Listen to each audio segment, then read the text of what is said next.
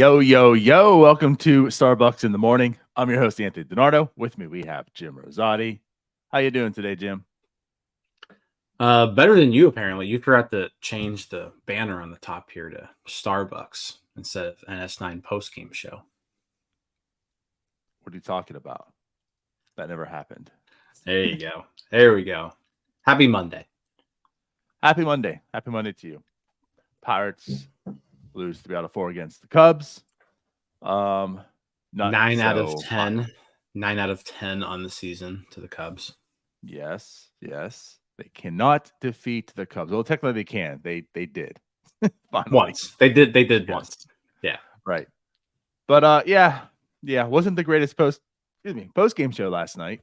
Obviously, because the team is terrible. But we'll move past that. Let's talk about some new things. We're going to talk about some updates to Oneil Cruz. We'll talk about the upcoming Royals series, which, again, if we're talking about the lack of production, the lack of a good series of the Cubs, you have the Royals and the Cardinals come up this week, so maybe there's some positive there. And obviously, we'll talk about some prospects.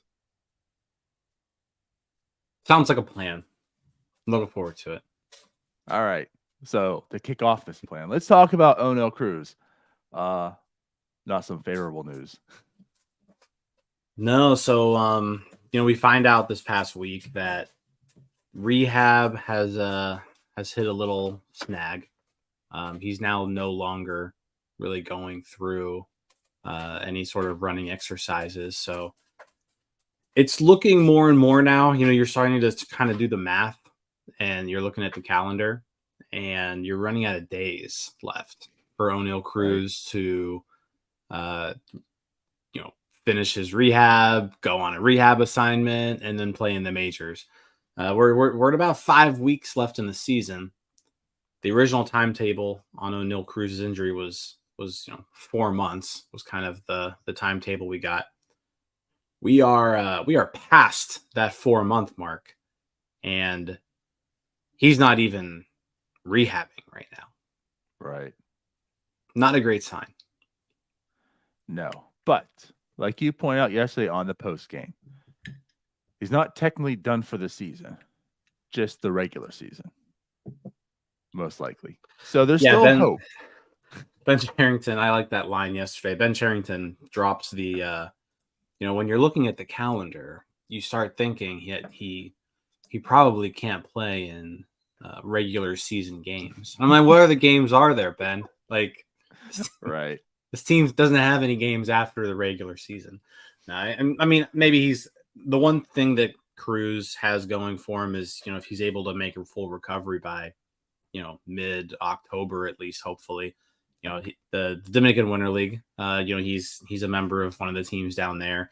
So that could be a very important offseason for him because, let's face it, I think a lot of people, we've gone so long now without Oneil Cruz that I think some people almost forget about how important he is to the future of this team. Like, this team needs Oneil Cruz to be very good. And like, I'm not saying like we don't need Oneil Cruz just be like a good baseball player. Like, Oneil Cruz needs to be a very good baseball player. And we missed out on a whole year of him. So yeah, that sucks, right? So he's got to get as many at-bats as possible this offseason. And luckily there's some pretty decent talent in the Dominican Winter Leagues. He'll face a lot of breaking balls and things like that. Pitching isn't typically as good as the hitting there. But he will face like his fair share of junk. But yeah, he's the Pirates need to figure out a way to get him as many at-bats as possible once he makes a recovery. Yeah, I agree with that. And you know what's funny is when you're saying that statement right now about how important it is for him to be good, I recall in my past saying it's not like an end-all be-all with Oneil Cruz. Like, let's face it, like you need other players that step up and perform. Like, if he doesn't hit, and this is back when he's a prospect, like, you can still be okay. The way this rebuild's shaping up, I think it's very important that he's a good player. You're absolutely correct. I mean, there's not a talent like him on this team right now at all. There's not much coming up in that sense as well. And we've seen what the middle infield looks like. Hopefully Peguero pans out and he's looking like that's the potential. There's potential that could happen, right? Like he could be a second baseman, maybe a shortstop. After Peguero, I don't know. I mean, we've seen guys plug in every single time that someone gets demoted or whatnot, or injured or whatever have you, and it just seems like no one's gonna stick. That's the biggest problem. There's been a lot of middle infielders acquired through this rebuild, but none that look as if they can be a good, competent middle infielder, outside of potentially Peguero at this point in time. So yeah, I think it's very important that Oneil Cruz is a good baseball player. So it's disappointing, like you said. Like the one thing is, obviously, there wasn't going to be any playoff implications for this team. It wasn't as if Oneil Cruz can be back in time for the playoffs. You might have maybe thought about that a little bit in April. Maybe there's that potential. But I think the reality was, let's get him back in here because he is lost, right? He came up halfway through the season last year. You saw the potential, especially August 30th or whatever that day was. He started leading off to the rest of the year, how like good he became. You saw the off season, spring training comes up, and you saw like his adjustments, and you're getting excited about Oneil Cruz. You lose him because of injury. So it's important to him to come back to finish out the season, so that way you can head into next season somewhat aware of what he has, the progression, and now you don't have that. So it's unfortunate that you're not going to see him probably for the most part at all this year. Yeah, I mean, at this point, I think I would be surprised if we see him in the majors. But yeah, and kind of back to your point, right? Like this the way this rebuild is shaping up, they need him to be like in MVP conversations. Like, because if you want to have if the Pirates want to be a good baseball team, they need an Andrew McCutchen, right? Like they need like a today's version of prime Andrew McCutchen. They need somebody who's going to be out there and he's going to be in MVP conversations for a few years. And there's no one on this team that you can really even fathom being in a conversation like that right now, except Oneil Cruz. Again, I kind of go back to, you almost kind of forget how important he is and how electric he is just because we've gone so long without him. I mean, Oneil Cruz, when he graduated from prospect lists, Fangraphs had him as the number 2 prospect in baseball. So like, we're not talking about a guy who, was somewhat heralded. Like Oneil Cruz was a potential superstar, when he broke into this league. And I just want people to kind of remember that, because he's so important to this rebuild. And the fact that we went this whole year without seeing him is just, it's a shame, more than anything. And you just really, really hope that it doesn't impact his development that much, because you're looking at a guy, he's about to turn 25 years old. Like he's not even that young anymore. And we've only seen him for 98 games in the major leagues, and we're going to have a 25-year-old Oneil Cruz next year. So you hope that just like whatever progressions that he would have or could have made this season, that he just somehow is able to expedite all that process this winter, in the Dominican Winter Leagues. Yeah.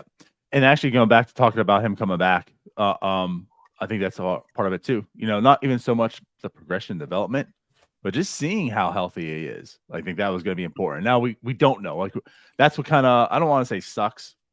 Obviously, they'll probably have a good idea. It just sucks for us personally, not truly knowing. Like we have no idea this whole entire offseason how healthy he is, how mobile he is, how like what his agility is like. I'm sure he's probably not going to lose speed and whatever, but can he go side to side? Can he really play shortstop still? We don't know. At least we could have probably saw some of that heading into the offseason and say, okay, well, he's still playing adequate. He's coming off an injury, but he can still probably play. We have no idea at this point in time going into next year. So there's part of that. But I guess he'll play. Like he'll play in the winter, and so you'll get to see him. But it's not major league level competition, so it's going to be tough to know exactly. But like you really kind of need Oneil Cruz to basically dominate down Yeah. there this winter. So that's and if he doesn't, then you're like, what do we have here now? That's kind of where The we're at. built-in excuses I feel like we have for everything. Yeah, this person's not, but I feel like that's how we talk about every single person on this team, Every single except for player's Brian got a Hayes right now. every single player's got a butt. Yeah. But no, honestly, here's the thing too. Like you talked about people not like forgetting how good he was. Like he was the Ellie De La Cruz. Ellie De La Cruz stole the spotlight from Oneil Cruz. I'm not saying that in like this mean, I'm a Pirates fan way. It just worked out. Like Oneil Cruz paved the way for all the stuff that De La Cruz is doing. This year was supposed to be about like the two guys. Like, wow, look at these two phenoms that are just monsters and aliens and like what they can do, and they're in the same division, and Cruz is gone and De La Cruz got to take it over, and he's like you said, he was number 2 prospect in Fangraphs. Like, Oneil Cruz is a talent. He absolutely is. He could be crushing baseballs right now, stealing bases, throwing Corbin Carroll out at home when no one else can. Yeah, like it's things for baseball. Like Oneil Cruz is in here. It's like that's the type of talent he is. Like when Shohei got injured, everyone cried because that's bad for baseball. And I'm not putting Oneil on that level. Like something I'm trying to say, but like he's good for baseball, not just the Pirates. That's the type of talent he is. So yeah, I'm with you. Like it's not worth bringing him back. Like if this is the stage that he's at this point in time, it is not even worth trying to bring him back. Like just get him healthy. That's all that matters at this point in time. Yep, I agree. And it sucks because like you really wanted to get at least like a month out of him at the end of the year, but doesn't seem to be the case, sadly. No. And like thinking about it, Oneil Cruz, Liover Peguero, double play, tandem probably would have been pretty nice. Yeah, it would have been nice to see. Peguero's athletic as hell, and the way he's been playing second base, that probably would have been fun seeing them two in the middle. Well, and then too, you've got to imagine. Like, I don't know what sort of impact this is going to have on Cruz's overall athleticism and agility and speed. I mean, he broke his foot. He can't run right now. Right. I don't know if 4 months later. What if a 100% full recovery isn't made? Like that stuff that happens. What if he's not the same guy that he used to be? Then Pirate fans know that happens. Yeah, I think there's a level of us that kind of expect that to happen. So just from an offensive standpoint, he really needs to get some swings in. Yeah. All right. Well, anything else you want to talk about with Cruz? I don't think so. You did the comparison to like Ellie De La Cruz, and yeah, very, very similar players in terms of just like what they bring to the game, like StatCast darlings. They hit the ball ridiculously hard. They do things on the field that no one else does. You see all these people swooning over Ellie De La Cruz. Well, that's what they were doing last year with Oneil Cruz. So it's sometimes easy to forget that because we've seen so much bad baseball here lately. But like Oneil Cruz did some pretty crazy things out there on the baseball field that no one else had ever done before him. And yeah, the fact that we've kind of been robbed of that for the entire season, it sucks. Like just flat out sucks. So yeah, they need him back. We need him back as fans. Pirates need him back. And not only do they need him back, but like he's got to be good, and he's got to be better than he was when he got hurt. Like he's got to almost he basically needs to have developed during the course of his injury, because like the Pirates are going to they're going to need him. Remember when we had Ford on and he said this, always take a positive. This could be really, really good. This could slow the game down for him. Like he's away from it. He's sitting, he's observing, he's learning the mental side of it. I hope all of that came together. Yeah. Let's hope so. Right. All right. Let's go ahead and move on then. So go into prospects, talk about them, do it a little bit differently. And also for one, I just want to shout out. We talk about Paul Skeens, I feel like every week. We're not going to do that. We're just going to talk about one guy. I'll say this: if you want to hear about Paul Skeens and you haven't, we did have our NS9 game day, so we watched it live. Wasn't the greatest outing, so take that for what it is. But last night, Connor, we had a show. So if you haven't watched that, go ahead and do so. He was in Altoona. And that's why we're doing this one a little bit differently, because he had a lot of stuff about Paul Skeens to talk about, but also talk about Anthony Solometo. So Chang. So it's a good show. Take a look and listen to that. With that, we'll carry on over and talk about a couple prospects today. So who do you want to talk about, Jim? I want to talk about another Altoona Curve pitcher, Jackson Wolf. So, we haven't really seen a whole lot of him, but since being traded in the Choi and Hill trade, he's made 4 starts. One of them wasn't so hot, but the other 3 have been outstanding. His last 2 starts, he's gone 5 innings scoreless, 5 innings scoreless. He's only given up 3 hits out of those 2 starts, but it's just a guy who he's not like super flashy. Like, the stuff isn't incredible, but you look at him and he's left-handed and he's got a good curveball, got a good slider. He throws a changeup, so he's got a starter's pitch mix. And like I said, we've seen lefties just kind of overperform their talent anyways, just for the fact that they're left-handed. So he now kind of becomes the him along with Solometo being kind of the premier lefty in the system. Jackson Wolf is number 2, kind of like right there behind him. So there's that. And like I said, since coming over, small sample size, but like we always mention with small sample sizes, it's better to have a good one than it is to have a bad one.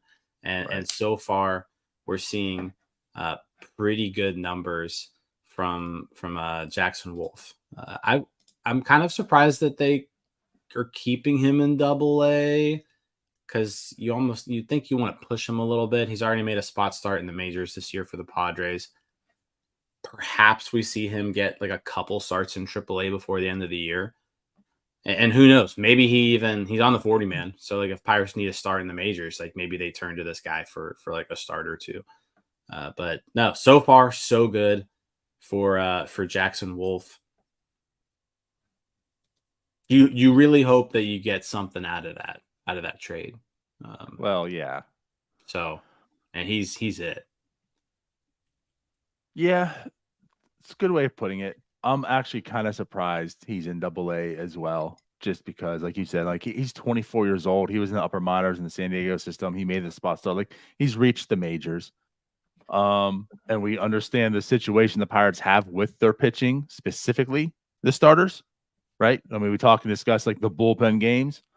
So he's in Double-A at 24. He's pitching well. It's kind of one of those things like he kind of should be. I mean, the Double-A talent though is good. It's not like it's high A where he's just be dominating.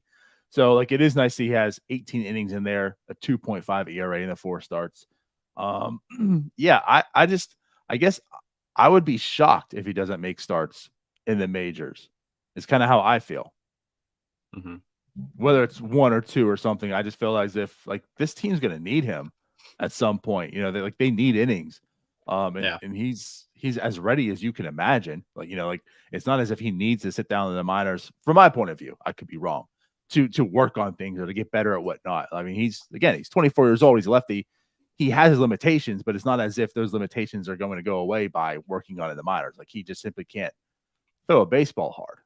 That doesn't change whether you're in Double-A, Triple-A, or the majors. But like control is one of the things he has. Like you say, he is a left-handed. So I'm not excited about him in the sense of, like this is a great trade, this is talent, but he definitely adds to this depth. And we've seen from the start, like there's a lot of question marks. To have a guy who can maybe at least give you innings. And again, we talk about the number 5 starter, like how important number 5 starter actually truly is. Like if he can be that, I would that love means it a if the lot, Pirates had a single number 5 starter in the rotation right now. Like that's kind of where we're right?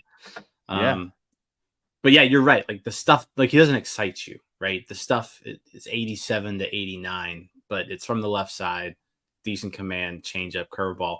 Yeah, so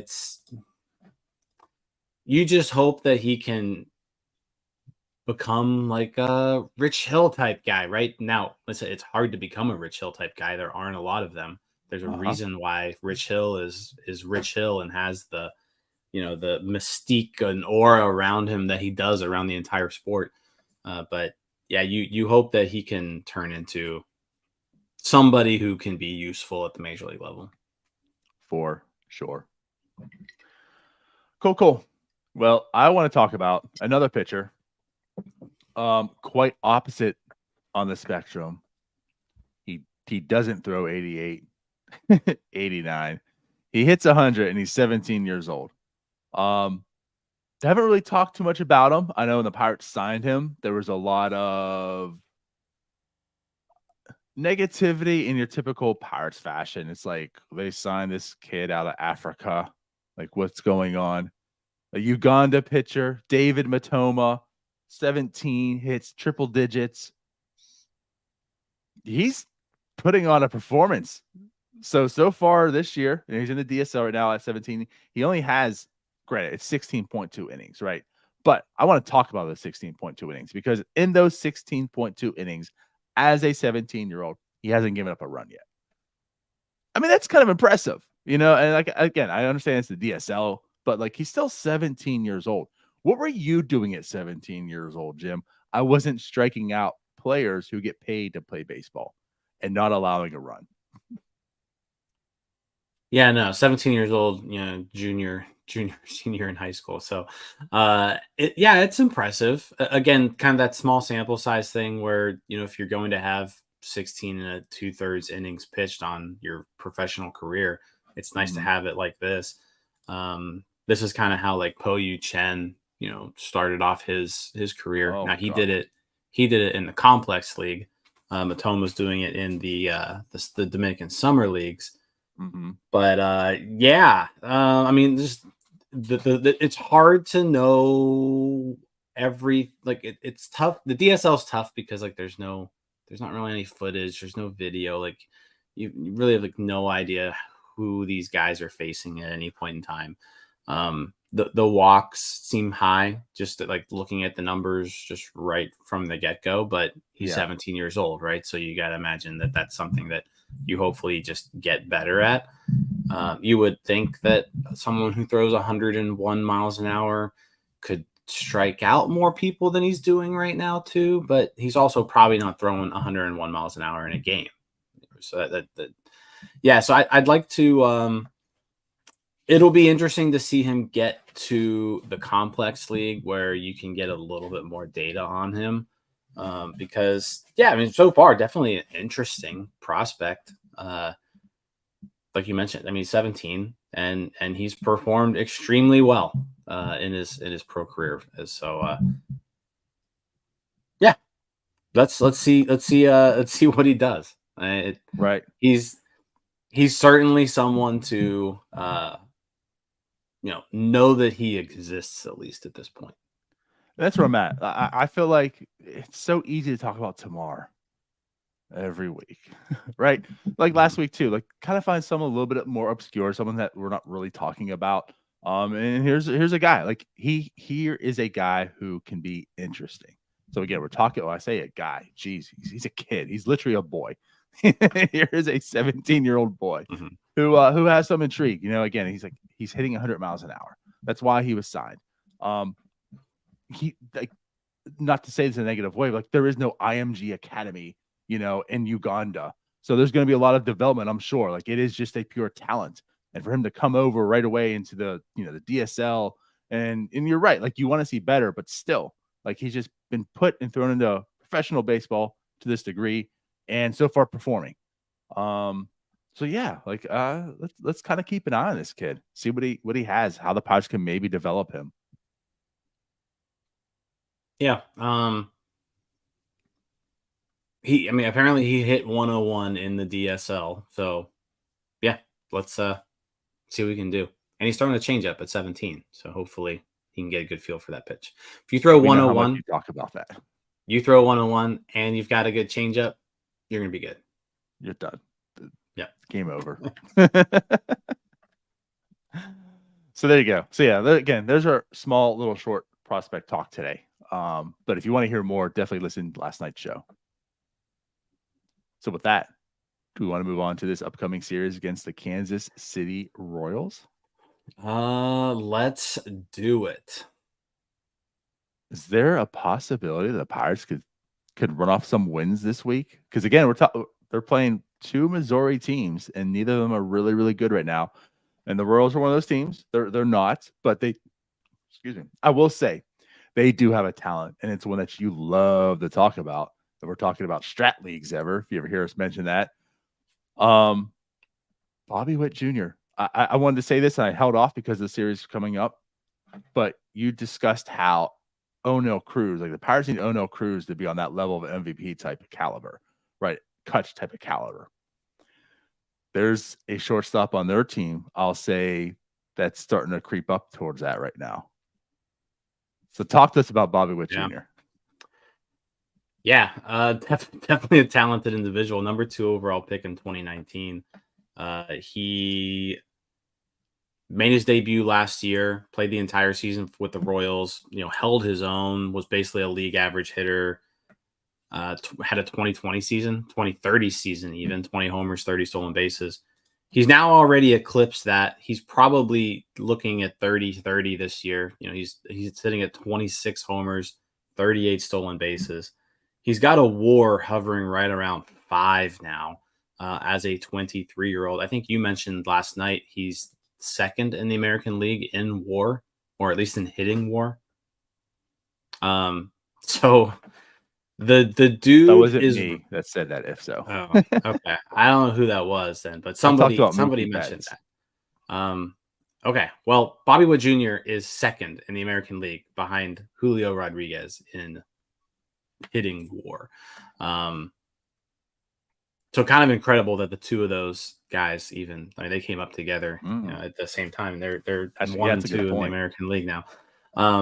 But yeah, the guy is truly developed. He's an elite defensive shortstop now.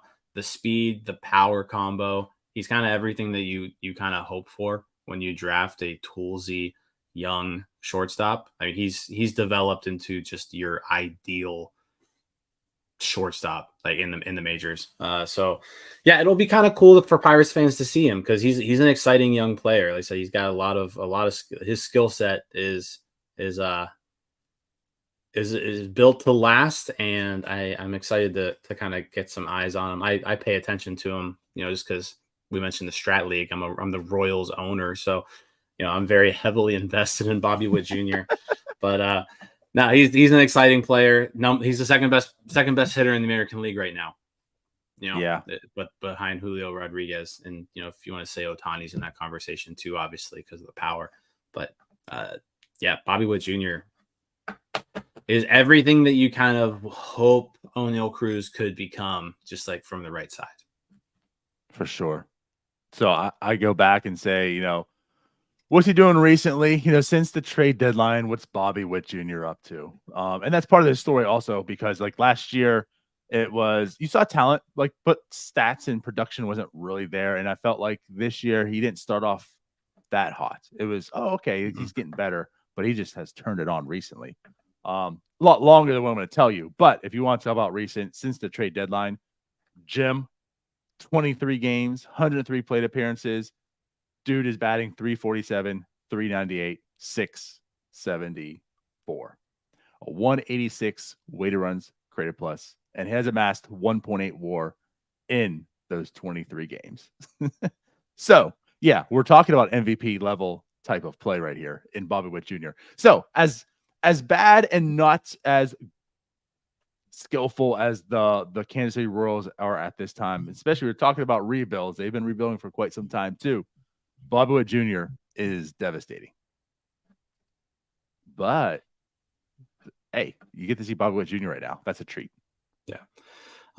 Fortunately for the Pirates, that's about all they got to worry about with this team. Yeah. It's rough. I mean, they've got some young guys like Michael Garcia at third base is one. Like he's not. He kind of reminds you of Brian Hayes, like before this recent stretch of Hayes. Like not a great hitter, but really good fielder. MJ Melendez, you'll see like he's got a ton of power, but he plays terrible defense in the outfield, and just offensively hasn't been able to put things together. They've got a lot of like former top prospects. Drew Waters, another guy who you'll see kind of patrolling around the outfield, different positions. Same thing. He's not really living up to his potential. Kyle Isbell's having like an okay season, but that's mainly because of his defense, but he can't hit either. Like none of these guys are hitting.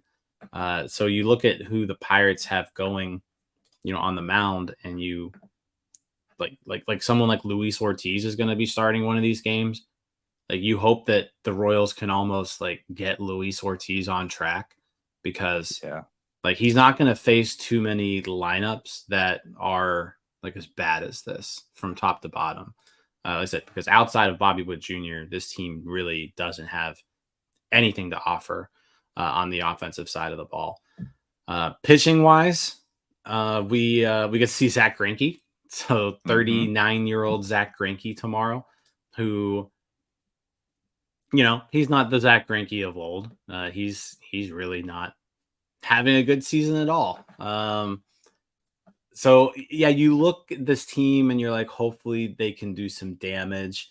I think they're going to be missing Brady Singer, who's like the one starting pitcher that you kind of worry about here. Cole Reagans is another guy who, is having a decent season for them. We face them on Tuesday. Yeah, it's not a good team. and it's funny because we just came off the Cubs series, and we talked about this on the post game shows. Like you do a comparison, like a side by side comparison of how these rebuilds are going, and you get discouraged because the Cubs kind of did it so fast and so well. You look at the Royals and you're like, we're in a better spot than them. Because outside Bobby Wood Jr., there really is nothing. And there's nothing in the minors either. Like this team has nothing going for them for the foreseeable future except that one guy. And to divert a little bit from the series, that's why there always is this concern. I don't believe they're going to, like, the Pirates are falling in this path at all. But yeah, like the way the Tigers and Royals have gone with the rebuild after their years of tanking, they need to rebuild again. Yeah. Right. That's where they're at, sure. This team has Bobby Wood Jr. Great, fantastic player, but that's it. And I'm glad you mentioned about Singer, because yes, it's funny because Singer was a guy that we discussed at the trade deadline. Like it might be nice to see the Pirates get crafty and trade for something. Brady Singer was kind of on a radar because it's a team that probably needs to rebuild the rebuild. So they might be looking to trade a Brady Singer at his peak. So yeah, it's nice that the one player that is really, really good offensively is the only one we have to worry about offensively. And the other one that's good on the pitching side, they're not even going to face. Because like Brady Singer, not having the best season overall, but he actually has been playing better and pitching better since, the All-Star break also, with that being said. Zach Greinke, just not good, but that's a guy too. It's like, it's funny as I've seen Zach Greinke pitch like in PNC Park years ago, and he's still here pitching. Yeah, what a great dude. I wish, like, that's a guy too. Like, I wish he would have been a Pirate at some point. Yeah, I agree. And yeah, this team's just not good. Like the bullpen's terrible too. Like just all around, this is not a good baseball team.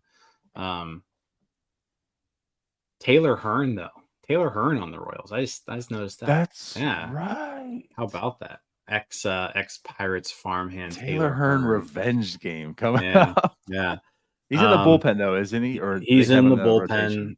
He's in the bullpen. Royals 4 lefties in their bullpen. But yeah, like none of them are good. So yeah, it's a series that you look at and you say, well, hopefully they can take at least 2 out of 3 and play some better baseball, because the baseball that we saw this past weekend was bad. And like Sunday's game just like broke me down. That game yesterday against the Cubs was just one of the worst overall games that I've watched all season long. And so like I need It's your something. fault. I need something to It's pick you me and up. Kenny's fault. You started hyping up Falter in the Discord. Kenny starts off and saying, I apologize for all my Falter slander. And then you back it up more or less saying, yeah, I'm going to have some reservations. They were interested in him last year. I'm going to see this play out. And literally that at bat, he gets up the home run. And that's where all the runs come in. It didn't start. I mean, everything fell apart because of you, Jim. So you have nobody to blame but yourself. I don't want to hear Charrington, Falter, no one else. It's you. Are you done? No. I had nothing to do with it. It was Kenny's fault.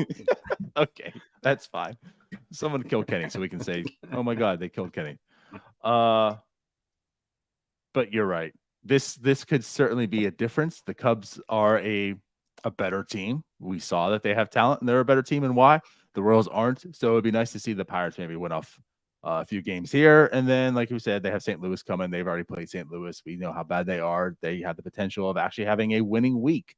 So that way we can have a fun Starbucks a week from now as well. Hopefully.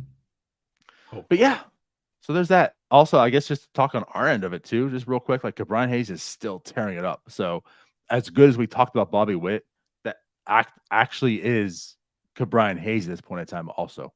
That's what they're going to have to face. And their series preview people are talking about right now is how good Brian Hayes is. So hopefully he keeps that up. Brian Hayes playing really well. Connor Joe playing very well too. And he was somebody that, after you trade Choi and Santana, he's kind of moved into this kind of hybrid first base / corner outfielder role, especially with Henry Davis on the IL. And he has really turned it on in the last few weeks. So yeah, a nice season that Connor Joe is putting together. Mm-hmm. I think, and you saw him start off the season really well, and then cool off. I think he was just maybe getting a little bit too much playing time, but right now he's kind of forced back into being an everyday player. Yeah, and he's running away with the opportunity. Very much. Yep. So there's that. So are you going to make a prediction? I know we kind of ended in saying that. I'll say 2 out of 3. Pirates are going to sweep the Royals. I learned my lesson from the Mets. I say 2 out of 3. Here comes a sweep. Sweep. All right. Well, then let's get out of here. We'll be on, of course, tonight for the post game to talk about Game 1 victory. And we'll see you then. So, bye-bye. See you all. Hey, you all. Thank you for watching. I know we try to provide the most entertaining content that we can, and we'd love to spread it to as many people as possible. So I know it doesn't seem like a lot, but if you could take the 5 seconds to like this video and subscribe to the page, it helps out so much more than you know. Thank you, and let's go Bucks.